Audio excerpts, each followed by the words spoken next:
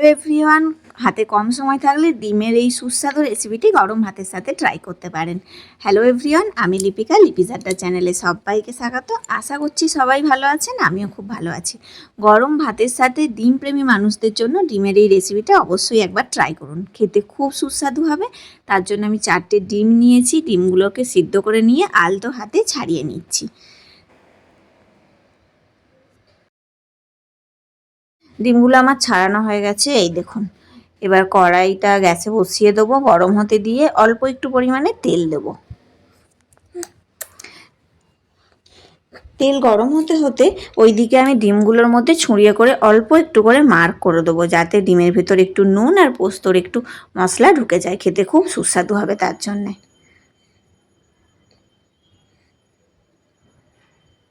দাগ করা মোটামুটি আমার হয়ে গেছে, অল্প একটু হলুদ গুঁড়ো ওপর থেকে ছড়িয়ে দেবো, আলতো হাতে মাখিয়ে নেবো ডিমগুলোতে।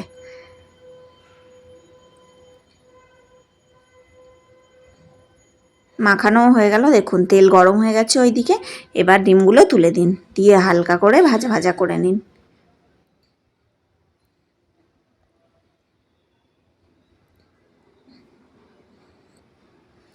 ডিমগুলো এদিকে ভাজা হতে থাকুক, সেখানে আমি মাঝারি সাইজের একটা টমেটো ছোট্ট ছোট করে কেটে নেবো, আর মাঝারি সাইজের একটা পেঁয়াজ। এই দেখুন, আমি একদম ছোট্ট সাইজের একটা টমেটো নিয়ে ছোটো ছোটো করে কুচিয়ে নিলাম, আর এই যে একটা গোটা পেঁয়াজ ছাড়িয়ে নিয়ে এরকম ছোট্ট ছোট করে কুচিয়ে নেব।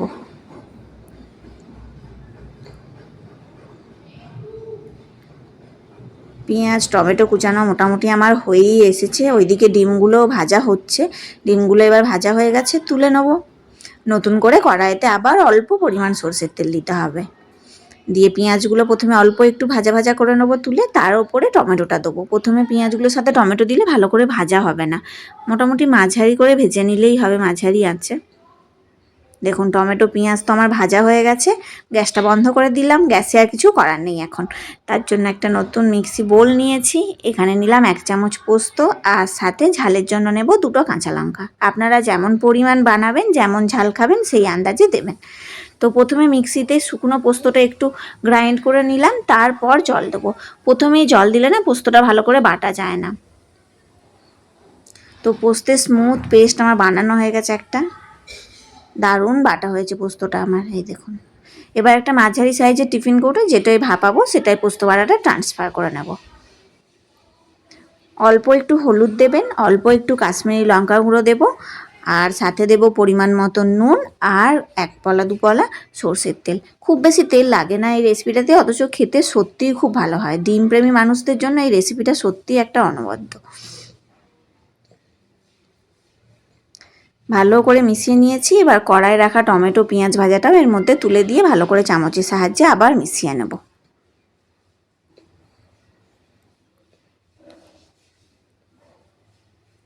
ব্যাস সব কিছু দেওয়া হয়ে গেছে, এবার ভেজে রাখা ডিমগুলো এক এক করে তুলে দিতে হবে। পেস্ট তো আমার পুরো রেডি, তুলে দিচ্ছি ডিমগুলো এক এক করে।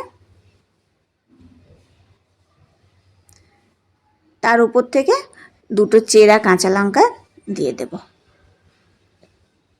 নুন ঝাল আপনারা আপনাদের আন্দাজ মতো দেবেন। ব্যাস টিফিন কৌটোর ঢাকনাটা এবার বন্ধ করে দিন, কড়াইতে অল্প পরিমাণে জল দিন, আর এই যে স্ট্যান্ডটা উল্টো করে দিয়ে দিন, দিয়ে তার উপর টিফিন কৌটোটা বসিয়ে দিন সাবধানে।